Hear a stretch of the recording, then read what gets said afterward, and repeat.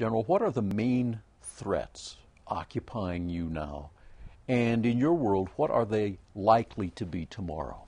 As we look to the future, I think the National Security Agency has identified over 100 different nation states that are getting very active in the cyber environment.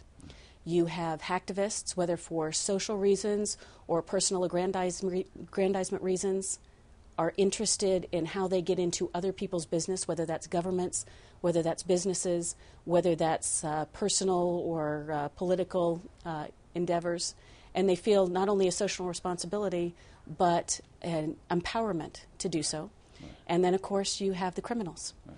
And in any environment where there's money to be made, there is going to be a criminal piece, and that criminal piece is making more in cybercrime than the entire amount of the drug trade, or so law enforcement tells us.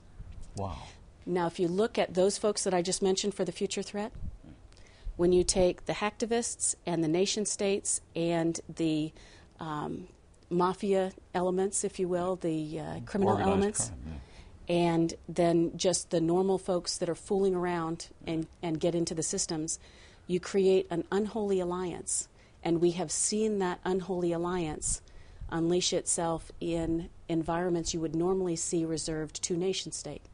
Alliance in the sense that some of them actually work together? One would think. So if you go to some of the recently published books, Inside Cyber Warfare is an interesting book to read. The alignment that is indicated in that book, and they seem very well informed, was a nation state working with its criminal elements who had taken another nation state's, if you would, centers of gravity in military terms, key elements of government, mapped those out, provided those on the net so that not only could that information be available on the net, but then they also provided the scripts for attack.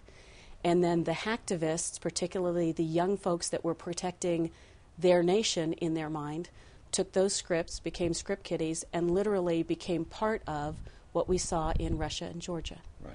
And so these are the kinds of things that you look for in a future threat, because it's not just what a nation state might do, but it's the leveraging of the criminal element, the hacktivists, in combination that makes it very, very challenging.